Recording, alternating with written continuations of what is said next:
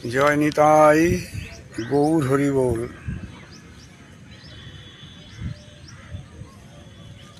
শ্রীধাম বৃন্দাবন থেকে আজকের আলোচনার বিষয় ধীর ও নরোত্তম বলে কথিত হন কে?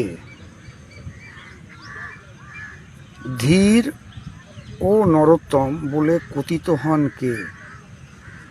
এর জন্য আমরা শ্রীমদ্ ভাগবত মহাপুরাণ ব্যাসদেবকৃত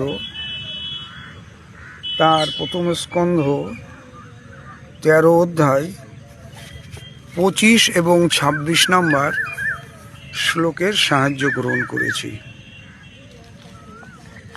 শ্রীমদ্ ভাগবত মহাপুরাণ প্রথম স্কন্ধ 13 অধ্যায় 25 নম্বর শ্লোকে কি পাচ্ছি আমরা? এখানে বিদুর তার জ্যেষ্ঠ ভ্রাতাকে যে উপদেশ দিয়েছিলেন, তার 25 নম্বর শ্লোকে উনি কি বলছেন? বিদুর বলছেন জ্যেষ্ঠ ভ্রাতা ধৃতরাষ্ট্রকে, আপনার এই দেহ দ্বারা এখন আপনার আর কোনো স্বার্থ সিদ্ধি হবে না।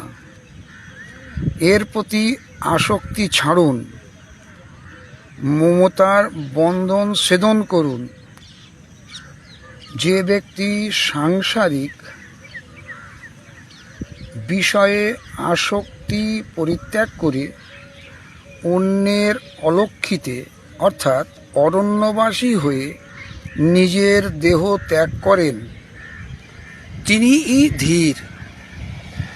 এটা বলছেন বিদুর, বলছেন ধৃতরাষ্ট্রকে, তিনি ধীর বলে কথিত হন।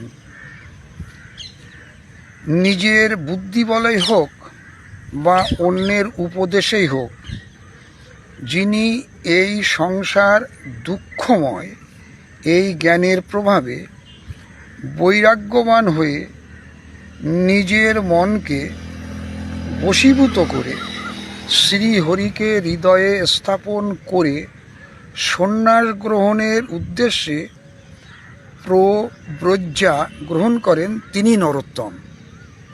তাহলে বিদুরের যে উপদেশ, তার থেকে আমরা জানলাম ধীর কাকে বলা হয় আর নরোত্তম কাকে বলা হয়। যেটা বলছেন তার জ্যেষ্ঠ ভ্রাতা ধৃতরাষ্ট্রকে। কোথা থেকে জানলাম? শ্রীমদ্ ভাগবত মহাপুরাণ ব্যাসদেবকৃত তার প্রথম স্কন্ধ 13 অধ্যায়ের 25 এবং 26 নম্বর শ্লোক। সবাই ভালো থাকুন, আনন্দে থাকুন। জয় নিতাই গৌর হরি বল।